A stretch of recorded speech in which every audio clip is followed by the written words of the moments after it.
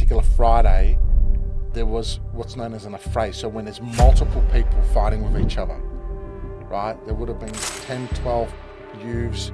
We're talking, they got bottles, they're bottling each other on St Kilda Road. Friday afternoon, people are freaking out. People are running through traffic, freaking trying to stab each other, smashing bottles and shit over each other's heads. Let's dig that rabbit hole. Okay. So I wanted to just really acknowledge, obviously, the audience we have are business owners, executives, and they're in high-paced environments, and they've encountered challenging, difficult, and stressful moments always in their careers.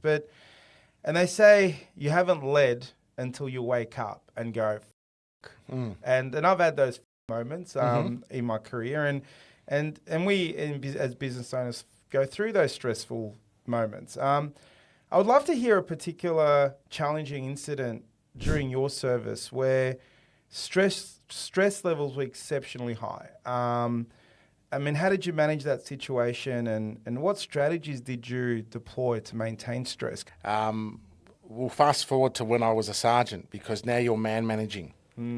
So each station will have a station sergeant, which manages the internal crew, right? And you might have a station that has police cells, so an offender will be in there. So you've got to have a sergeant on duty.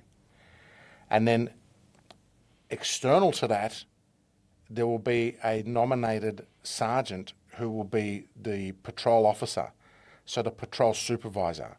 So when I was working in town, I was covering, at the time, St Kilda Road, Melbourne East Police Station, Melbourne West Police Station, North Melbourne Police Station, and then going up to sort of the border of Fitzroy and Collingwood as well. So you had literally 5 police units, and they had an extra unit with them as well. So you're looking at 5 to 6 response zones. So think of that whole Melbourne CBD, outer Melbourne CBD area. You're the operational supervisor, which literally means for that 8-hour shift, you are consistently out on a patrol, going and meeting your crews and whatnot, but also continually listening to that police radio. So there might be some just generic jobs, like can you go and, I don't know, serve a summons, or there's a noise complaint. And you kind of like listen to those, and they're like pretty rudimentary. It's like someone going, mate, here's my 23, 24 tax return. You look and go, whatever. It's cool. easy. But then all of a sudden, someone from the Pratt family walks in and goes, I got $1 billion up. And then you're like, oh, okay, this is a bit different, right? So an example was, on this particular Friday, there was what's known as an affray. So when there's multiple people fighting with each other, right? There would have been 10, 12 youths. We're talking, they got bottles, they're bottling each other on St Kilda Road. Friday afternoon, people are freaking out. People are running through traffic, freaking trying to stab each other, smashing bottles and shit over each other's heads. It was just a total mess. A mess, right? So I get this job. The St Kilda Road unit's like, all right, cool, we're heading there. Then all of a sudden, you've got to switch in your head to, right, where's the location? Where are witnesses? What injuries are there? And then in your head, you've got to map out that location. And what are you trying to map it out and saying what it's going to be looking like? Like, no, visualizing. No, not even. I'm mapping out in my head, trying to remember the area and go, right, I've got to get how many different police units into that area to lock it down now.